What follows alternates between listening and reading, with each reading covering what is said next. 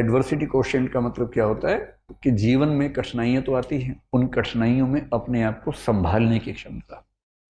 ऐसे क्षण आएंगे जब आपको लगेगा कि सब खत्म हो गया।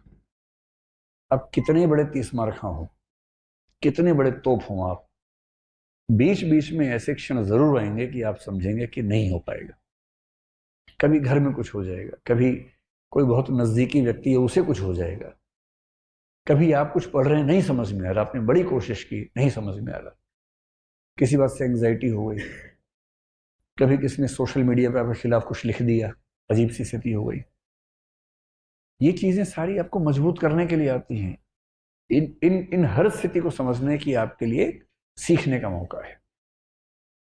मैं अक्सर एक बात कहता हूँ कि मुझे पॉलिटिक्स का बहुत अनुभव नहीं है। स्कूल कॉलेज में मैंने पॉलिटिक्स में पार्टिसिपेट किया, उसके बाद नहीं किया। उस समय सोशल मीडिया था नहीं। पर स्कूल कॉलेज की पॉलिटिक्स की इतनी हैसियत नहीं होती कि अखबारों में आपके बारे में छपे, तो छोटी मोटी बात है।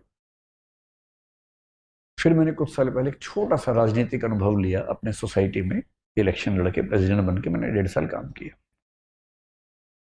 और मैंने जिंदगी में पहली बार देखा कि सोशल मीडिया पर आप कितना भी अच्छा काम करें, लेकिन सोशल मीडिया पर क्रिटिसिज्म इतना ज्यादा होगा। पॉलिटिक्स में अगर आप हैं, जो विपक्ष है वो भी तो कुछ करेगा ना भाई, उसका अपना धर्म है, उसको झेलना बड़ा मुश्किल काम होता है।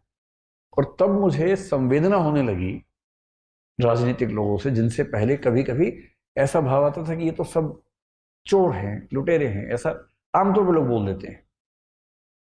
अब मैं कभी सोचता हूं कि राहुल गांधी अगर कभी अखबार देख लें, यूट्यूब देख लें, व्हाट्सएप देख लें, या कोई भी सोशल मीडिया देखें, और अपने बारे में ऐसी ऐसी चीजें देखें जो बेशक बना के बताई गई हों, वीडियो काट के बनाई गई हों, और छवि बर्बाद करने के लिए बनाई गई हो, और वही क्यों, कोई भी नेता, कितना मुश्किल होता होगा झेलना। रोज डिप्रेशन जैसी स्थितियां बनती होंगी। और कभी अगर आपने नहीं झेला तो एक बार झेल लीजिए। मुझे तो अब अभ्यास हो गया ठीक ठाक, पहले तो नहीं था, तो मैं बड़ा अभ्यस्त हो गया उन चीजों का। आप समझ रहे हैं कि मैं क्या कह रहा हूं अब तो मैं उसका अभ्यस्त हो गया हूं। लेकिन जिसने नहीं झेला है ना, पहली बार जब होगा ऐसा, बड़ा मुश्किल हो जाता है, बहुत मुश्किल। और ऐसा कभी जीवन में हो तो उसको झेलने की क्षमता डेवलप करनी है, उस प्रॉब्लम से बाहर निकलना पर्याप्त नहीं है। अगली बार ऐसी प्रॉब्लम आए तो जैसे कोरोना का वैक्सीन लिया है ना, ये भी एक वैक्सीन है।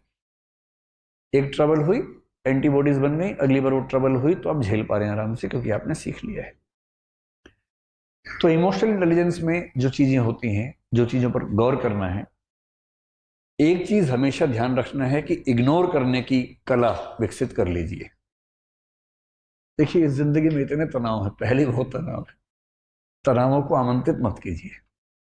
इतने मोर्चे पहले ही खुले हैं, और मोर्चे मत खोलिए अपनी तरफ से।